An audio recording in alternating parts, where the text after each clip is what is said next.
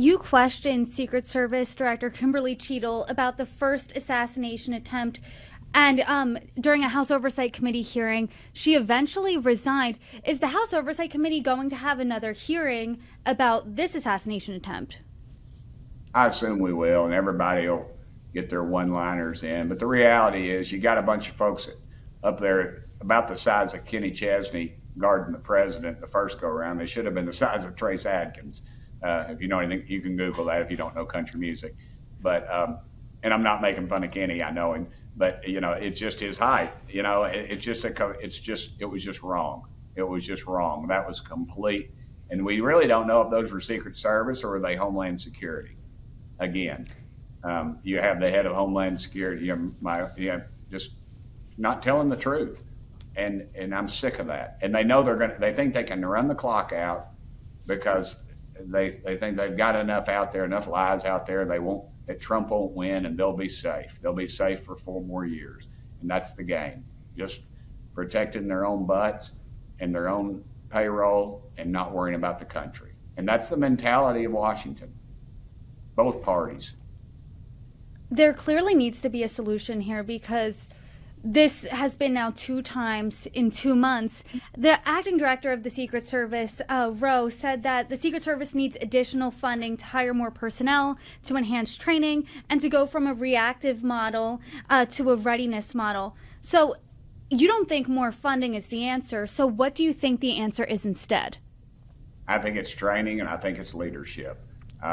You've got people like Dan Bongino out there talking about it publicly, who's a former Secret Service agent, been on a presidential detail, making clear and valid points. And there is no answer to that because we're going to play the politics game. We're going to make sure the Democrats get their questions, the Republicans get their questions, and we're just running the clock out. Look, I'm guilty of this as anybody, but Americans want their pizzas in 30 minutes or less, and that's about our attention span. They know, the first assassination attempt that actually grazed Trump, not even mentioned in the media anymore, hardly, in the so-called traditional media. And this one is they're already blaming Trump and J.D. Vance. And, they're blaming them for their own assassination attempt. It's beyond belief. And you got Hillary Clinton out there spouting all kinds of garbage, saying, turn the heat up. And that heat is what's almost got Trump killed twice. And then they'll point to something Trump said or something some conservative said. But guess what? It's not the conservatives out there shooting up schools or trying to take Donald J. Trump out. It's the liberal far left, and the media ought to admit to that. They show the picture of this guy's truck and his yard, and they said there's no clear political affiliation this guy, and he had a Kamala Harris's bumper sticker on his dadgum truck. So, if he'd had a Trump sticker, you can guarantee that'd have been front and center.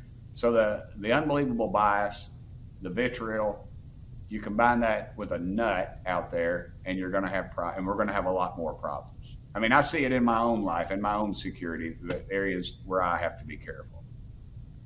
Well, do you feel safe then, especially in this political climate where the temperature is up? Do you feel safe? Hell no, I don't. No. It's not going to talk about too much of it, but no, I don't. What do you think needs to be done then to keep not only presidential candidates safe, past presidents, potential future presidents, but also lawmakers in general and safe? Because it is alarming to hear a member of Congress say point blank, I do not feel safe. I think it's got to be, it lays at the foot of the national media. If they're going to allow these people an avenue, you saw it in the debate. ABC, just the bias. Yeah, Trump didn't do as good as I wanted him to do, but they kept correcting him, and they never. Just on something simple about Kamala Harris saying we've got no troops in combat zones. We got troops right now in combat zones, and that would have been an easy correction, but they chose not to. And the bias in the media is so apparent. I don't want that bunch for us. If I turned on The View one day and they were praising Tim Burchett, ma'am, I would seriously reconsider my point of view.